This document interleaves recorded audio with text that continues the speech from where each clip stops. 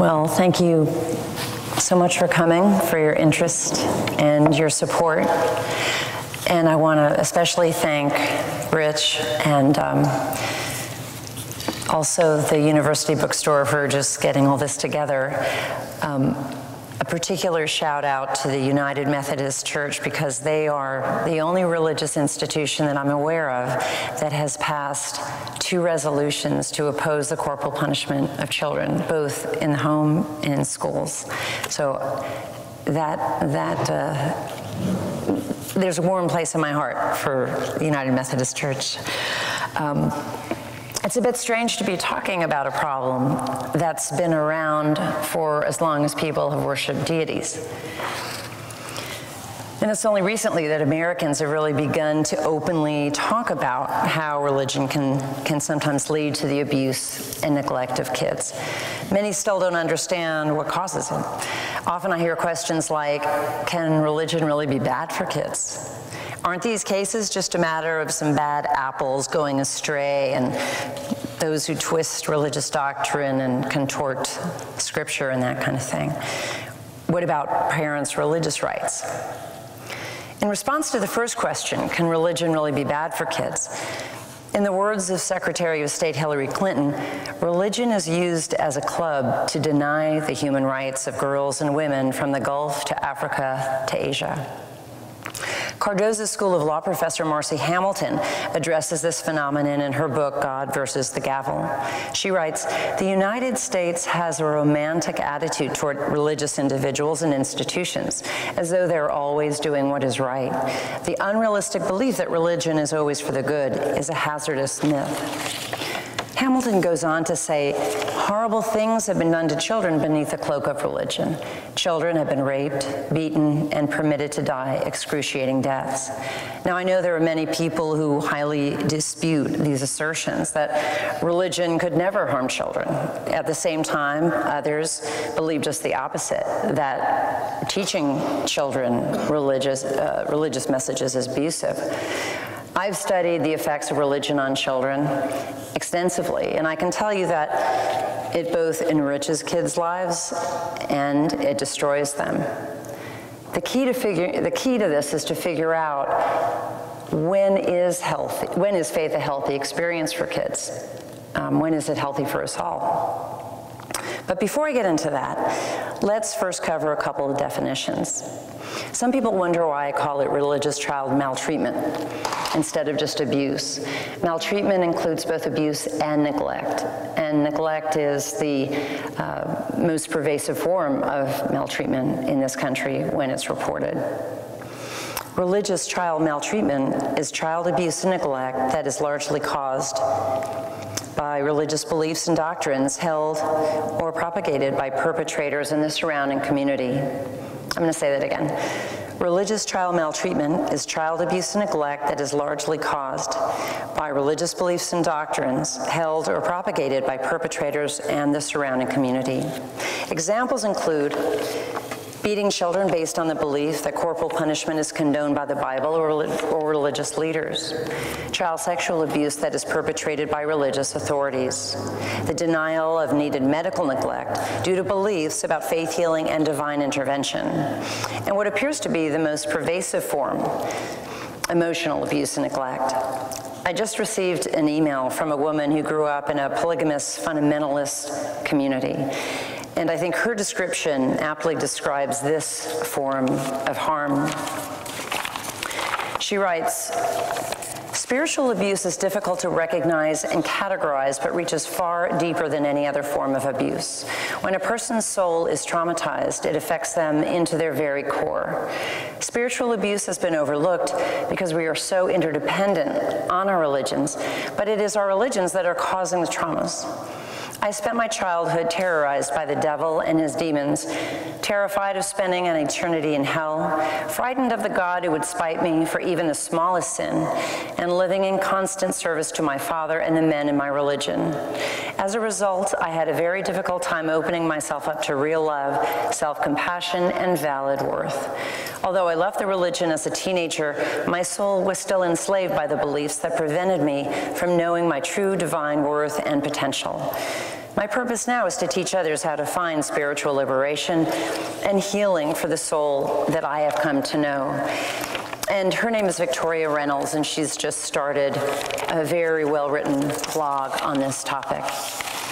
But what about the bad apples theory, the idea that there couldn't be anything wrong with faith? Instead, when abuse cases arise, we should only be blaming the individual perpetrators who are so sadistic and mentally ill they would harm children regardless of whether religion was involved. These scenarios do play out at times, but the picture is far more complicated. Most people who go to trial for these crimes aren't found to be mentally incompetent or guilty by reason of insanity, and often perpetrators act in tandem with others. I once saw a YouTube video that featured an entire church congregation conducting an abusive exorcism on a boy to try to get rid of his being gay. It's hard to believe that all those people were sadistic or sick. And the most egregious case of religious child maltreatment we'll probably ever know happened in 1978 when hundreds of infants, children, and teenagers were poisoned to death in Jonestown. And there were serious abuses that were going on well before that. People don't quite realize. Were all those church members responsible for the killing sadistic and sick? The fact is there are systemic problems associated with certain kinds of worship that put children at risk. And these problems continue generation after generation. As Bishop Gene Robinson of New Hampshire said, there's an old saying that the church is pretty good at pulling drowning people out of a river. We're good at the charity thing. But what we need to do is walk upstream and figure out who's throwing them in the first place.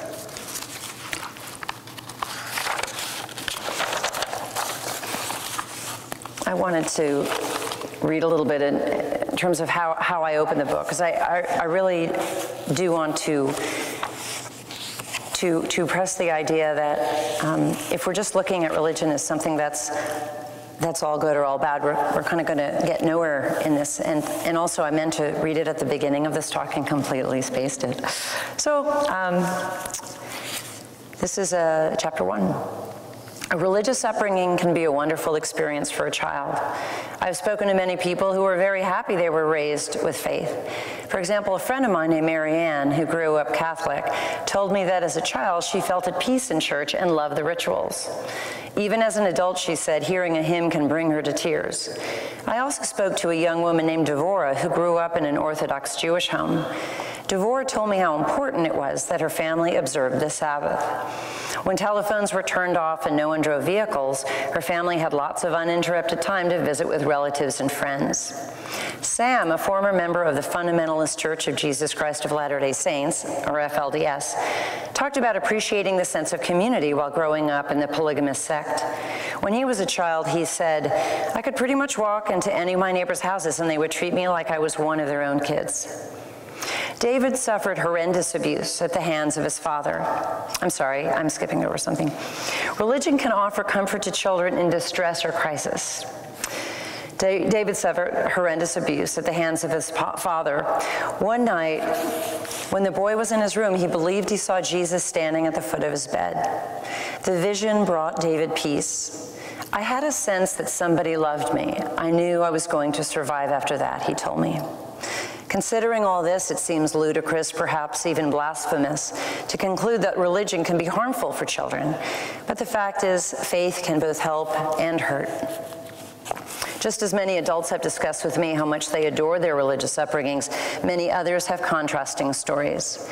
For example, one man who wanted to go by the name Matt explained how his Catholic mother regularly physically abused him in her attempt to beat the devil out of her son. When Russell was 10, he was placed in a Church of Christ orphanage after his alcoholic mother was no longer fit to take care of him. The orphanage staff seemed more invested in indoctrinating Russell than in offering emotional support. Russell said he was made to kneel in prayer even though he didn't believe in the faith's dogma and was baptized against his will. Rose spent much of elementary school hiding in the bathroom and suffering from stomach aches. A shy child, she was terrified at the prospect of carrying out her Pentecostal Christian parents' stern wishes that she save the souls of her classmates and teachers. Her failure to convince others to give their lives over to Jesus led Rose to develop fears that God would be angry at her and that demons would possess her. After Joel's family confronted his former yeshiva about the principal having molested Joel when he was 8, school officials said they would investigate and probably fire the man, a rabbi. But that didn't happen. Once Joel turned 23, at which time the statute of limitations on prosecuting child sexual abuse in the state had run out, the school claimed that the rabbi had done nothing wrong and kept him on the payroll.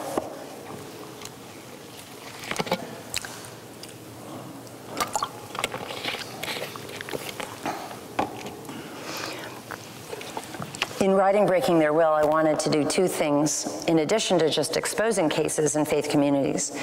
The first thing is I wanted to show that while some faith doctrines and scriptural passages glorify children, others are potentially harmful and should be ignored or adopted with care. For example, the Bible says that children should honor their parents. The Ten Commandments is clear on this. And it's not a bad concept in and of itself. I appreciate the fact that my daughter honors me, which I think she does most of the time. But here's the problem. Rarely is the honor dictum accompanied by the idea that parents should also honor children. The Ten Commandments is mute on this. So it's not surprising that abusive fathers and mothers justify their harmful actions by reverting to the honor thy parents mantra. Then there's the idea that we should forgive people who sin against us. In fact, according to the Bible, Jesus says we should not forgive just once or twice, but 70 times 7. I recently wrote a blog called The Abuse of Forgiveness, in which I explain that while forgiveness can have therapeutic benefits, sometimes the pious respond to children who come to them with abuse allegations by telling them to forgive their perpetrators. One woman who, when she was a child, was abused by her mother, this woman was someone who wrote a comment to that blog, and she revealed to me that she was abused by her mother when she was young.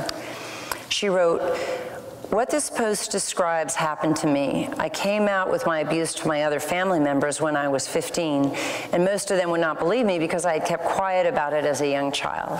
And of course, my mother was the perfect mother and so religiously founded. Her parents, however, believed me and took me to see their pastor. The pastor told me to forgive her and stay with her until I was of majority age because no court was going to believe the word of a teenaged abuse victim. My grandparents sent me back home to be with my mother because they believed that God would perform a miracle and my mother would stop hurting me. I ended up running away a year later, and I haven't contacted my mother since. I also haven't forgiven her. Forgiveness is not required of anyone, and to this point, I don't even know what it would mean to forgive my abuser. My mother caused me more pain than anyone else on the planet, all in the name of God and good parenting. How could anyone expect a victim to forget years of torture?" In addition to the doctrines in Scripture that are child-unfriendly, we should consider the tremendous power that religious authorities have and how they contribute to harmful child-rearing practices. And this includes leaders in every religious culture, from small cults to the Amish to Orthodox Jewish communities to the Catholic Church. For example, religious leaders have historically discouraged worshipers from reporting child abuse, and instead they instruct them to bring these matters to the upper ranks of religious institutions and faith communities. As an example, I recently came across the words in a pamphlet put out by the Mormon Church. And in the pamphlet, it says, as most religious organizations will say, that child abuse is terrible and that they wouldn't welcome someone into the church if they were suspected of abuse. But then the pamphlet goes on to give an 800 number. It's a helpline that people should call if they suspect child abuse. And sure enough, when you call that number, it's the Mormon Church that answers the phone. It's really interesting how in a lot of church literature, and you can just find this information on websites, that there's all this information about preventing abuse, stranger danger, obeying local laws and that kind of thing. But they just won't come out often and just say, pick up the phone and call Child Protective Services or call the police. In terms of the detrimental impact that some religious leaders have on child rearing practices, we've seen a tragic case hit very close to home here. Many religious leaders have promoted the use of corporal punishment, authoritarian parenting, the idea that children should be unquestionably obedient. And last May, 13-year-old Hannah Williams from Cedar-Woolley died after having suffered months of starvation, daily beatings, and extreme discomfort, such as being forced to sleep on a hard floor and spend long periods of time outside in the bitter cold, according to court documents. Not too long ago, Hannah's adoptive parents, Carrie and Larry Williams, were charged with murder, and they faced charges of abuse concerning their treatment of a 10-year-old boy. Both children had been adopted by the Williams from Ethiopia. Fortunately, the boy survived. The Williams were Christian. They went to church, they prayed, they listened to Bible readings on tape and Christian music. We know this because, according to witnesses, they played them for Hannah when she was locked in a dark closet. The Williams were also followers of a Tennessee-based Christian minister named Michael Pearl. Pearl, along with his wife Debbie, wrote a book called To Train Up a Child, which has sold in the hundreds of thousands. The book, whose title is taken from the Bible, along with the Pearl's website and his sermons, push and push and push parents to use various forms of corporal punishment to change children's behavior, or as Michael Pearl puts it, to break their will. Like many conservative Christian spanking advocates, Pearl backs up his views with quotes from the book of Proverbs that talk about the rod. He also quotes from Hebrews to make the point that God spanks his own children. In his book, Pearl writes, "Any spanking to effectively reinforce instruction must cause pain. It is most effective to strike the rod against bare skin where nerves are located at the surface. A surface sting will cause sufficient pain with no injury or bruising." And then he goes on to recommend various spanking implements for children of all ages, including those who are babies. Pearl is open to parents using a multitude of spanking implements, but his favorite one seems to be quarter-inch plumber's pipe. And he suggests that parents keep pieces of this pipe in several rooms of the house and even wear them around their necks so it's always accessible. Carrie and Larry Williams had a copy of To Train Up a Child in their home and followed a number of Pearl's disciplinary techniques, including using plumbing pipe to spank. I'm not saying that every parent who reaches for Pearl's book will abuse their kids. In fact, Pearl warns against spanking in anger. But the fact that he comes off as a religious authority and a parenting expert, despite the fact he has no training in child psychology, has apparently provided some parents with a justification to abuse. As it turns out, Hannah Williams is the third child to be punished to death at the hands of Pearl's followers. But we're still left with a nagging question. When is a religious upbringing harmful? When does religion go from being a comforting experience to a potentially dangerous one? In trying to come up with the answers, I examined many criminal cases. I read dozens of studies and interviewed many perpetrators and survivors and experts. And here's what I conclude. Religious child maltreatment is most likely to occur in religious authoritarian cultures. Okay, so what do I mean by a culture? It is the environment in which a child is raised. It could be a home, place of worship, a community, etc. Now let me say a few things about religious authoritarian cultures. For the most part, members of these cultures do not take faith lightly. Rather, they feel that they are defined by religion. Religion is the glue that kind of keeps everybody together. Also, these cultures do not value individualism. Rather, they tend to act in ways that serve the culture as a whole, the collective good. It goes without saying that children's individual needs take a back seat. My book details just how to identify a religious authoritarian culture. I provide 3 perfect storm characteristics. But what I want to stress here is how these cultures affect children. It's an indirect kind of influence, one I learned from reading Margaret Singer's book, Cults in Our Midst. Singer notes that children are harmed by cult leaders by the way that those leaders influence the chief protectors of children, their parents. Specifically, parents are denied or give up autonomy in how they raise their kids and instead do what the cult leaders tell them to do. In this way, mothers and fathers become, as Singer puts it, middle managers. This idea of disenfranchising parents, turning them into middle managers, is not new. In fact, it's a technique that religious leaders have used throughout the ages to gain power. The idea is if they control parents, they essentially then can control the children and ergo the future. In this way, religious authoritarianism does not build strong families, it weakens them. It's a phenomenon that is spelled out in Matthew 10 in a section called Christ Brings Division.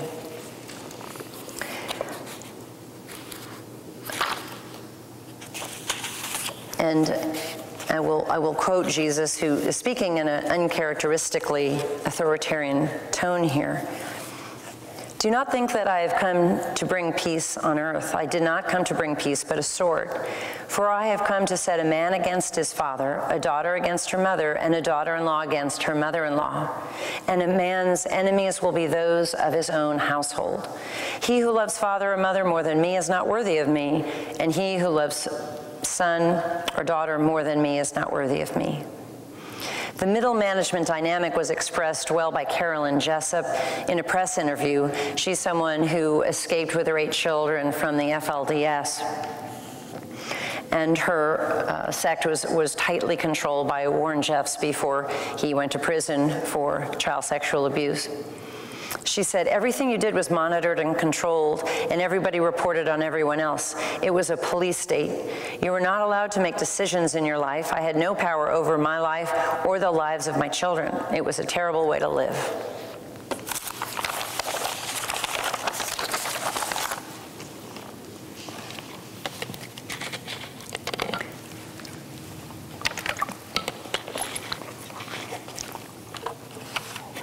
Thanks. So what are some solutions here? In my book, I do talk about several ways that we can try to eradicate this problem. For example, legislatively, I believe we should stop granting prosecutorial immunity to parents who allow their sick children to die because they only pray for them and refuse to get the medical help or respond too late. I think that all clergy should be required by law to report child abuse, and we should do away with a confession loophole that religious institutions hide behind so they can avoid being charged with obstruction of justice for failing to report abuse. I urge parents who are raising their kids in religious authoritarian environments to get out and to help them determine when they are in such a culture. My book provides some questions parents can ask themselves so they can try to make sense of that and determine whether or not they are in such a culture. For the sake of time, I won't read it now, but I can do so later if you want. What else can we do? I would like people to stop seeing exposure of this issue as an attack on all faith. I was recently contacted by a writer who said she had decided she would not write about my book, partly because her paper had already covered the topic and writing more about it, quote, would likely stoke anti-religious sentiment. I wondered, what if I had proposed that she write about Exxon harming the environment? Would she have then also been concerned about stoking anti-oil industry sentiment? One pastor of a large church saw the issue as being all about religion and his chance to promote his evangelical Christian worldview. When my book first came out, he asked if I wanted to join him in a kind of online point-counterpoint thing because he said controversy would gain us both attention. I suggested instead that we partner together and try to educate folks about religious child maltreatment and try to do something about it. And I never heard from him again after that. But religious apologists are not the only ones who need to get behind this issue. I was recently interviewed by American Atheist magazine and was asked, what can atheists do to help eradicate this problem? I told her that atheists should open the door to working with progressive religious leaders because they are the only ones, I think, who have a chance at getting through to those who need to hear the message.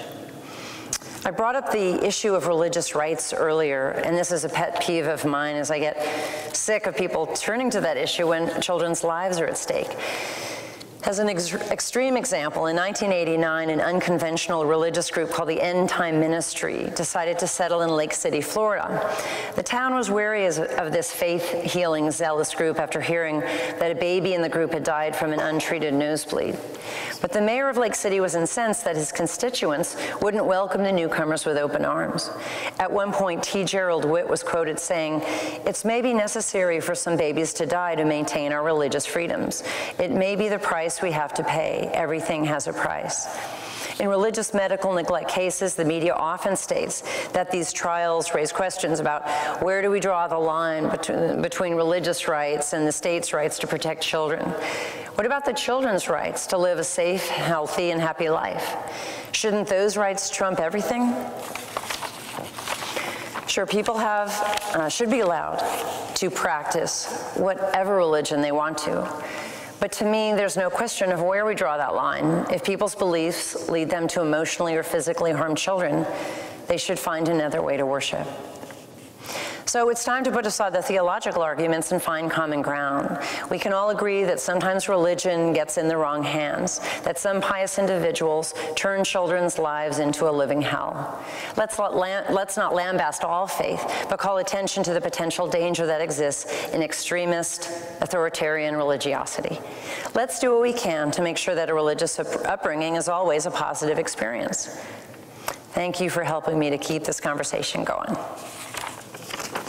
And we're going to, thank you. And I believe we have a microphone for anyone that would like to talk about this, share anything you want to share, ask anything you'd like to. I'm curious about how you got interested in this topic in the first place. Well, I've been a journalist for a pretty long time, and I've always done stories that not many people want to do and that create a lot of controversy, it seems, so that's kind of my background. But when I became a mother at the age of 41, I started to learn more about child rearing issues and compassionate parenting and that kind of thing. And I just got into discussions with friends of mine and acquaintances about their religious upbringings, and found that I wasn't raised with hardly any religion. I mean, next to none.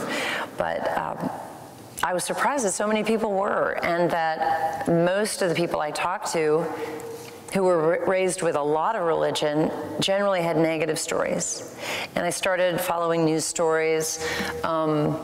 When I started researching this, was very close to the week that the Pope came to visit and gave this weak apology to survivors here, and it was the first time he publicly acknowledged the existence of the sexual abuse scandal. That same week, hundreds of kids were removed from the FLDS sect in West Texas. So from that point, I was just like gathering every news story I could, and I almost couldn't keep up with it. But I was still questioning whether I was going to write about it. There have been a lot of memoirs on the topic and that kind of thing. But I came across a tragic case that took place in Baltimore that really sent me over the edge and made me decide to write it. It concerned a small group called One Mind Ministries that had collectively starved a toddler to death because he didn't say amen at mealtimes. His name was Javon Thompson, and his mother was one of the perpetrators. And I did get to know his grandmother a little bit. It was obviously devastating for her to have not just lost her grandchild, but also lost her daughter to this cult, and just feel so helpless to be able to do anything about it. Since then, all those perpetrators have been convicted or have pled guilty. Janet, what have you, excuse me, what have you found, I'm trying to get my question right here, maybe you can help me, but I'm a dad, and I love my kids. I loved being a dad. I loved being around my kids. What happens in the psychology and the psyche of a person that the love of your child is overridden by your obedience to a dogma that you know is hurting? You've got to know it's hurting your child, or do they not even know that it's hurting your child? What have you found in your research? I've come across so many cases that I still have a hard time believing. I mean, there are some where, you know, children have grown tumors, you know, that were so heavy the child couldn't walk. It would literally weighed them down. And then this recent case that we saw in Oregon, where they've had many, many medical neglect cases, where a baby was born 2 months premature, you know, no one called a doctor, and he died 9 hours later, and they've just been convicted. I think that psychology has a long way to go to even start to study this. Although I do talk about, in my book, I talk about a psychology professor who's retired from Canada named Robert Altmaier.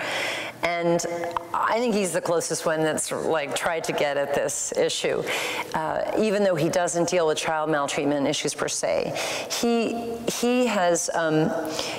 been like the most foremost psychologist when it comes to authoritarianism.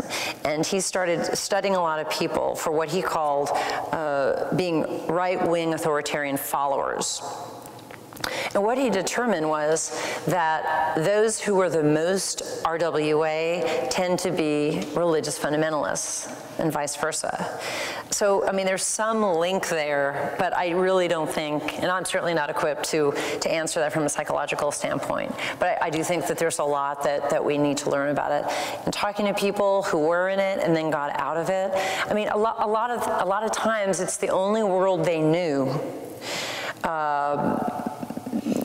It was, you know, an isolated, at least socially isolated type of situation, generation after generation. I mean, when something is customary, it's very powerful, and people may not, what goes along with that often is that people are not permitted, or it's frowned upon for them to learn about you know, mainstream media, other ways of parenting and that kind of thing. I was talking today with a man who came from Texas. He grew up in a Pentecostal church. He was a pastor he's my age, he was a pastor for many years.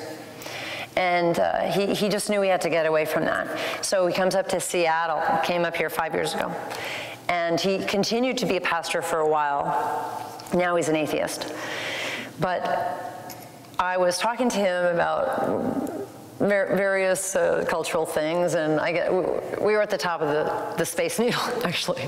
And so, like, I look down and I see that cool world rotating from the Seattle Intelligencer. You know, it's so cool. And I say, oh, that's kind of like the Daily Planet, you know, and Superman and the old TV shows from the 60s, you know.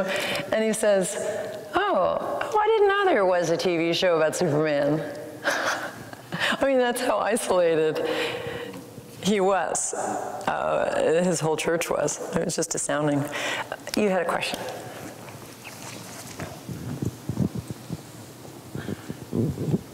Yeah, I wonder if you know of any research about whether child abuse and child neglect is more common in families where the dad is a law enforcement officer or a military officer or has some sort of authoritarian type occupation as compared to the general population. No, I haven't studied anything regarding folks in law enforcement, regarding religion. Any? Yeah. So you started to hint about what we could do to change things. What sort of legislative measures do you think could be pushed? And I have a comment after that. Sorry? One of the things that actually my wife and I have been reading a lot about this after the Hannah Williams case, and we've been writing about it a bit. But one of the things that we really saw as a sort of silver lining was this group called BACA. Have you heard about BACA? BACA? No. Bikers Against Child Abuse. Oh, yeah, I'm familiar with that group, yeah. So, just a couple of sentences about them. They are an international group, and they are bikers, and they say they use their negative image to sort of protect children who are abused. And what they do is if CPS or some government agency comes and tells them about a child who's abused, they go in strength and pay a call. There are 80 members in the Lake Washington Club. They all write out to the house and give a polite letter to the family saying, we are here to be with the child. And they have a statement, a mission statement, which says that we don't condone violence, but if that's the only way out, we are prepared to be that, we are prepared to get into that. Yeah, and they don't approach it from a religious standpoint, but I was familiar with them because I think it was, I saw them, I don't know if I was covering a case or something, but I saw these guys with the black leather vests and said, Bikers Against Child Abuse on the backs of their vests, just like, they're Hell's Angels. I thought that was pretty interesting. But that seems to be a non-governmental solution to it, but do you think there ought to be more legislative? Is there anybody pushing for legislative solutions? Sure. I mean, one of the most problematic statutes that unfortunately still exist in most states is granting prosecutorial immunity to parents whose children die of religious medical neglect. This was started during the Nixon administration. There were some high-ranking Christian scientists in the administration, and they, as you probably know, the Christian Science Church is a very pro-faith healing organization. There have been a lot of children who have died in that faith because of it. So these individuals lobbied the Department of Health, Education, and Welfare to require that any state that wanted to get a certain kind of federal funding had to pass this statute. The statute took many forms, but basically it said that if your child is not given medical care because you are praying as part of a mainstream religious institution, then it would not be called neglect. Okay, so these cases never even came to trial. So we have no idea how many kids in that church have suffered because of it. Although, if you want to read an incredible book on it, it's called God's Perfect Child. God's Perfect Child. It's one of the best books I've read about the Christian Science Church. Anyway, so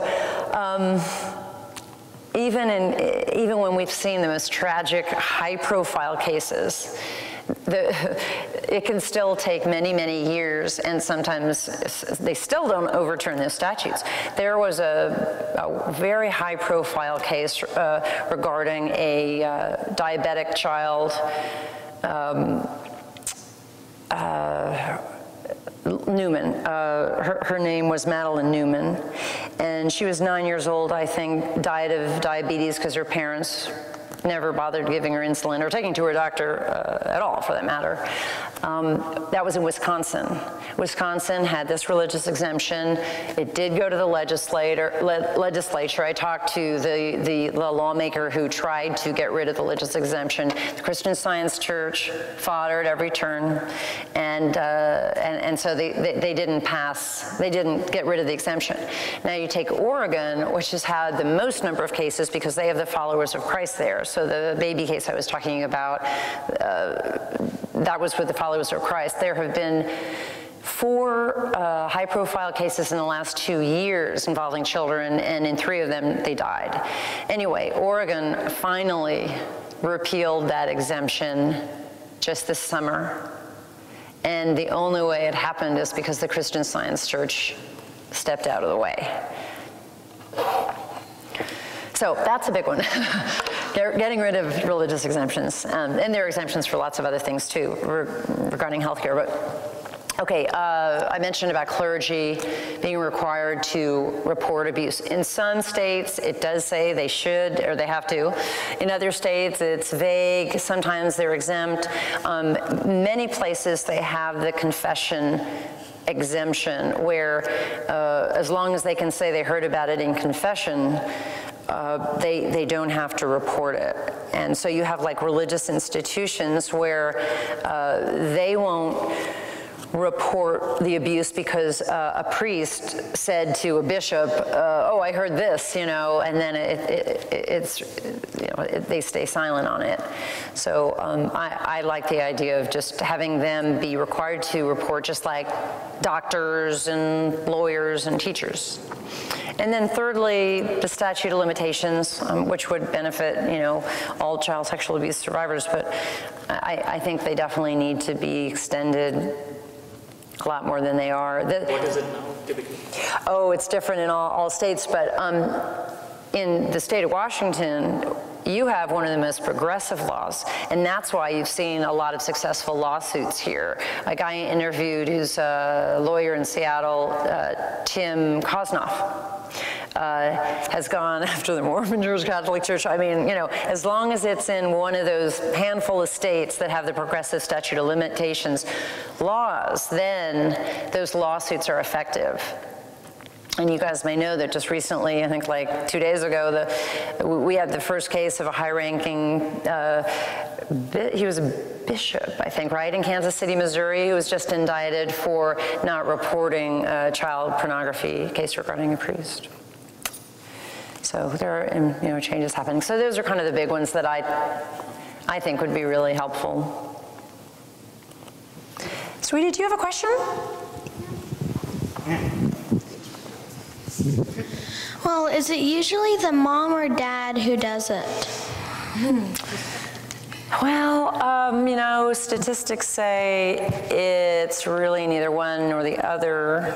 And it's kind of hard to get a handle on that because even though a lot of moms are the perpetrators in all abuse cases, a lot of times they have more access to the kids. So you really can't say, well, one's worse than the other. But in patriarchal cultures, which is when men have a lot more power than women, you'll often find that men are, if not actually perpetrating the abuse, they're kind of ordering it.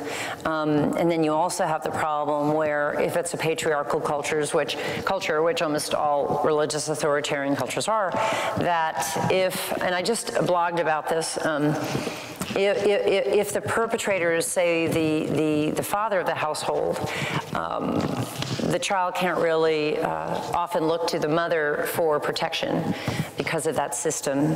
So in that sense, gender is pretty influential. Okay. Thank you, sweetie. Where does Jim Dobson and Focus on the Family fit into this? I think he wrote 1,000 years ago the Discipline Your Child, but I mean that is so mainstream. So where does that fit in to the continuum it's here? An interesting progression that he has made since he came out with that book in the 80s, I think it was. Oh, that was after the original one, yeah, on the Strong Child. Okay, well, it's interesting. First of all, James Dobson, while I'm not a fan, he is one of the few conservative Christian leaders who actually is, licensed in the field of psychology. And he has gotten so much flack for being such a strong promoter of corporal punishment. Of course, he was treated that way, by his mother. He writes about that. What's interesting is, if you follow his books, his most recent ones, he doesn't even talk about it. They don't even, corporal punishment doesn't even appear in the books. So I think he's really softened his view. Now, I don't know why he softened his view, but for whatever reason, he's no longer on the spanking bandwagon. And what I also found interesting, in one of my chapters, I talk about the real harm of religious leaders and those who blog and write these books on parenting. It's such a danger when they are being so pro-spanking. But when I read his first edition of How to Discipline, if I have that right, he actually says, and no, I've never found one book that said this, he actually says in there, I have to say I question whether this is a good idea for me to be promoting spanking, because I'm afraid of some people taking it and, taking it too far. So I quote that in my book. He never said anything like that after that. But so I have to tip my hat to him, a little bit in that regard. But yeah, he does have a huge following in this country. It's unbelievable. And I believe, if I'm wrong, please correct me. I believe that part of that least strong-willed child, that philosophy, was that you have to break the will of the child, forcing the child to submit to the parent's will. Yeah. And I don't know if he's mellowed on that in recent. His expression is bend the will. Bend the will. A little softer approach. Okay. So where does that, again, in the continuum of things, and these horrendous cases that you've witnessed or that you have researched, where does that fit in on that authoritarian spectrum? And the reason I ask is, just the influence is phenomenal in our culture. With the focus on the family and his philosophy. Well, I think you have to look at the doctrines that exist in conservative Christian teachings. I found it to be mostly, there are justifications for corporal punishment in all faiths. For example, in Islam, in conservative immigrant communities here, we have seen some severe corporal punishment of girls because they have brought shame on the family. So the idea of female purity is a problem there. And we have had a number of honor killings. There was one case that I'm aware of that involves a minor. There were two girls, sisters, one 17, one 18, who were shot to death in their father's car, and he's gone. They don't know where he is, but that appears to have been an honor killing where he had been complaining about them dating boys who weren't Muslim and that kind of thing. But in conservative Protestant theology, the idea about corporal punishment it's a very important part of child rearing, because it's believed that by using corporal punishment, you will break the will of the child. Breaking the will of the child is important because that is the only way to keep them from sinning or cleansing them of sin and that kind of thing. And therefore, they have a better chance of reaching eternal salvation.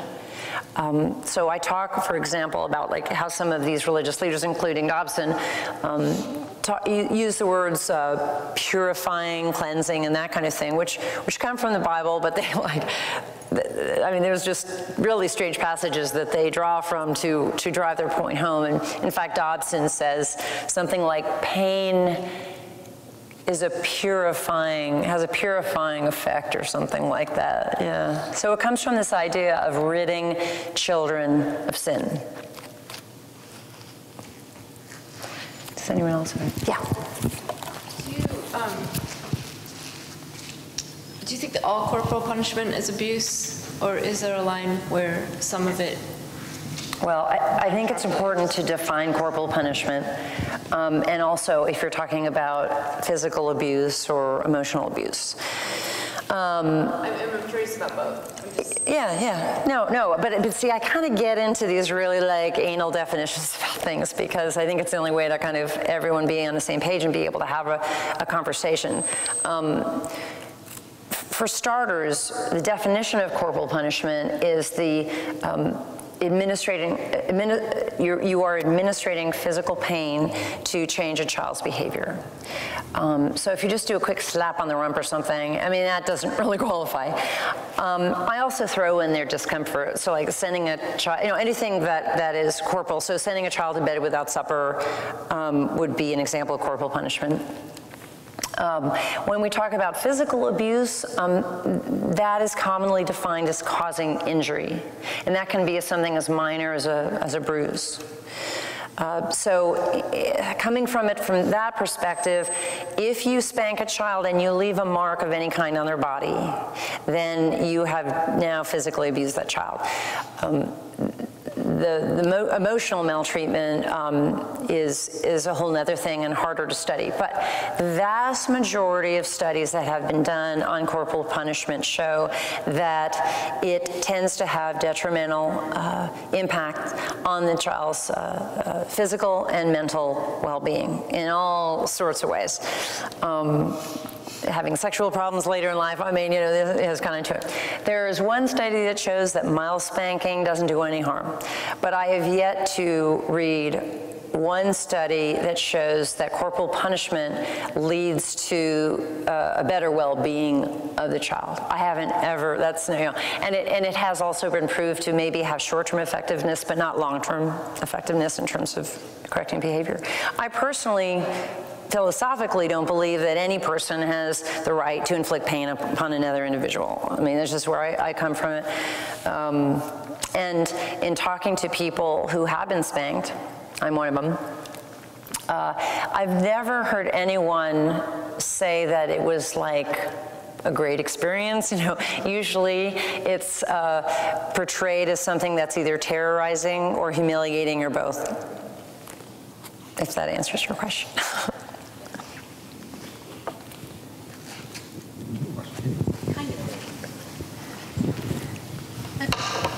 So I got the mic before I have the question formed, but I'm thinking about the churches that have a posture of inerrancy versus infallibility, and the fear that goes along that if a church changes its posture from the Bible is inerrant, then it puts too much anxiety into the congregation. And so I don't even know what my question is, but as I think about this corporal punishment, I think about the need to dialogue with churches on their posture of inerrancy, so that they can begin discerning what is really true and what isn't. So maybe you can comment on my comments. I will for a little bit, then I'm going to hand it over to Rich. I think I want to hear him. I'm sorry? Can you tell us, what inerrancy means? Well, the belief that the Bible is inerrant, meaning there's nothing false or untrue about it. Versus infallible? No, versus it was written by folks back then and they did the best they could. I mean, infallible. Infallible is that it will lead a person to salvation. That the purpose of the Bible is intended to allow an individual to know their need of God, and it's infallible in helping a person know their need of God, versus inerrant, that everything that is written in the Bible is divinely breathed and therefore useful and shouldn't be changed. So when a parent is said that they should not spare the rod, it's an inerrant belief that, of course, the Bible is right, and therefore it's okay to inflict a child with punishment. Yeah, and excuse me, because I wasn't really aware of that distinction. I think it's important to look at the whole spectrum of, legalism all the way to more liberal interpretations. I have a chapter called Child Maltreatment in the Bible, and there are actually many forms of abuse and neglect that are discussed in the Bible. Many stories that involve children being victims of all kinds of maltreatment, from cannibalism to sexual abuse to physical abuse, genocide. I mean, it's the whole kitchen sink there. I guess I want to ask you to comment on her question, actually, Rich, if you would be so kind to do that. But where I come from is that I think it's important that we look at the Bible coming from the standpoint of critical thinking, that we don't just accept it and glorify it 100% cover to cover. Because there are some wonderful passages in it, and I quote from them. But to just try to say that, well, the idea of a father taking his son up a mountain, and because he thinks God told him to kill his son, he's going to do that. And therefore, because it came from the Bible, is just a great idea. And wasn't this father wonderful to be willing to sacrifice his son? To me, is harmful. So I just want people to kind of look at it and say, is this beneficial to society to believe this? Is a good thing? Is it possible that we can acknowledge that the Bible is written during a time when children's rights were fairly non-existent? So that's my answer. But would you be okay talking about that? Yeah, and I'll be brief. This is your time. I'm sorry. I'm the pastor of this church. Thank you. And I'll be brief. It's a very good, very perceptive question, particularly the nuance, the hair splitting between inerrancy and infallibility, and that is a crisis in our culture. Because I'll just speak from the Christian point of view, although I think we could speak about other religions as well. But in Christianity, the caricature of Christianity is simply dominated by the Christian right wing, which thinks both thinks and acts as if the Bible itself was written by God, instead of like channeled through human beings, rather than being a document of faith written by people of faith for the purpose of promoting faith, and it's extremely difficult to break into that worldview, because the fundamentalist worldview has its own logic and its own rationality, and we are seeing this politically with the insanity of the Republican Party. Including the attempts at legislation recently on the floor of the Congress, where they're quoting Bible verses. And so it's a wonderful conflict. This country was created to be secular and therefore pluralistic, but the fundamentalist impulse is to be totalitarian. And it is a huge worldview cultural conflict. And even as, I've got 2 master's degrees in theology, and if a fundamentalist is right, if I and a fundamentalist were sitting here, I don't think that the debate can be won, because you are living in 2 different worlds. And finally, and I'll just end with this, when you are engaged with fundamentalists, real conservative Christian people, it is not about this. It is not about rationality. You're dealing with emotion and heart issues, and those are extremely difficult to break through, which is why I asked you my question. I mean, you would think you could break through, just, you're hurting me by, think of, I'll stop it. I'm really sensitive, and I think about all the kids who grow up and they're gay. And how can their parents reject them? How? But they do. And it's... Sorry, I didn't mean to interrupt. No, I'm a preacher. You got to. I just want to comment, I guess, on, and it kind of relates to this idea of the whole idea of the cult being the parents becoming the middleman, because I think that's really true, that parents give up their rights and to be a parent, and in some sense in a lot of senses that's a form of neglect. But there's such I grew up, my family was involved with a cult, and I came to that realization in college that my parents gave up, they weren't my parents, and then all of a sudden when they left the cult, they wanted to be my parents again, and I was like, how dare you? You don't have this right in my life anymore. And at the same time, I have this compassion, because they got into that group, like the fundamentalists are in these things because they love us, because they wanted the best for us, because they ultimately wanted salvation for us. And so there's this deep... Who's saying that? I'm sorry, Stephanie, I'm saying that I have a compassion for my parents and others in these cults or in the fundamentalist groups, because I think there is this deep-seated fear that they're really actually trying to love us the best they know how. And it's not okay, but like you said, there's really no arguing, because it becomes a hard issue of salvation is so important. And I think that's why it's so hard to break through some of these patterns. And Yeah, I mean, I do.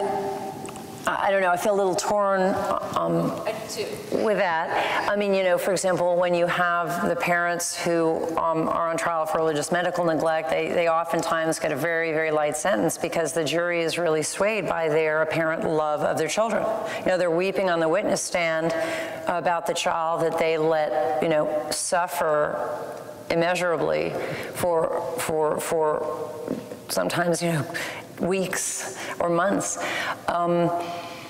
I guess then I just think that the idea of what love is kind of screwed up there. But I think that they are fed the idea that this is what love means. I mean, people who believe the Bible is inerrant and they draw from the book of Proverbs regarding corporal punishment are convinced that spanking your child means you love your child. I mean, it is in the Bible.